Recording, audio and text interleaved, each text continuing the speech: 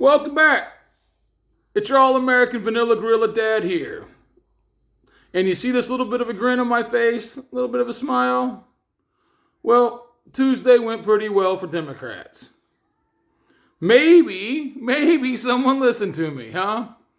Hey, we set out to win elections and we won almost every single election that mattered. Granted, this was an off year. These weren't the biggest. These weren't the most significant elections. But they mean something. They say something.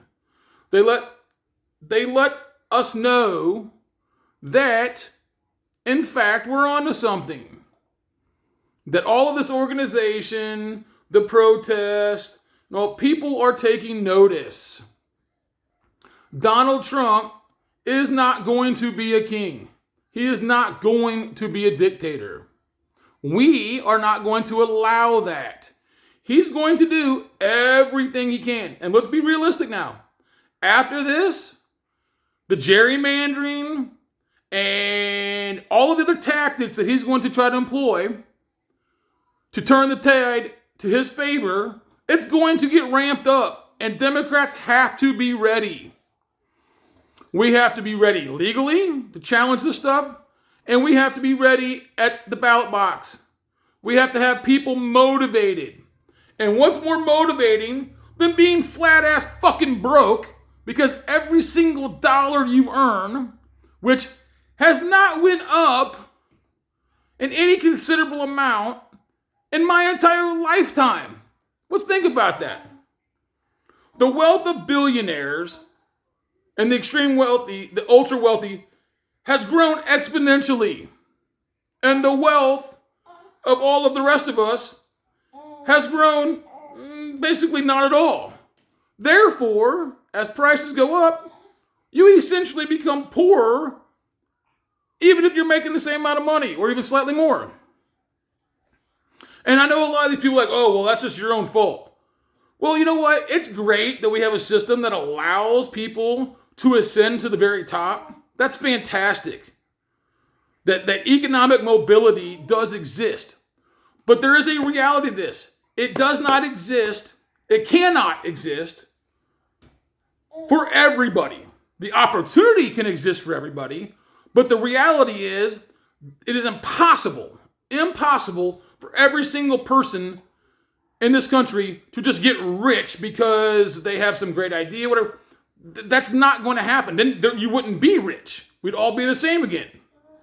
And that you can't have extremely rich people without a working class base. That's what is dumbfounding to me. Is that the extremely wealthy people, they're not superhuman. They've simply found a way to benefit from the hard work of hundreds or thousands or millions of other people. And they have to have consumers for their product. And the only way that happens is if the bulk of people have disposable income. And how does that happen?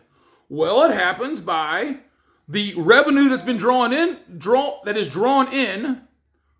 being more, not even evenly distributed. I have no issue with someone who starts a business making the lion's share of the profit, of gaining wealth. That's what's motivating the people to initiate things, without a doubt.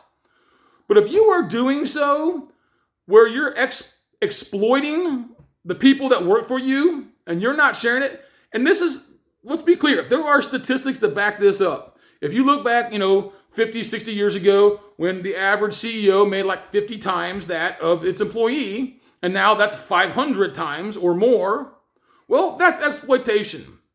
That's business people saying, my greed is more important, my individual greed is more important than the benefit of the thousands of people or millions of people who generate all that wealth. And I do believe that Tuesday's election was a referendum on that. I mean, clearly the guy in New York City, and I don't know that too much about him, but it's clear he's a socialist. And not all socialist ideas are wrong. Granted, you can find plenty of examples where extreme socialism doesn't work.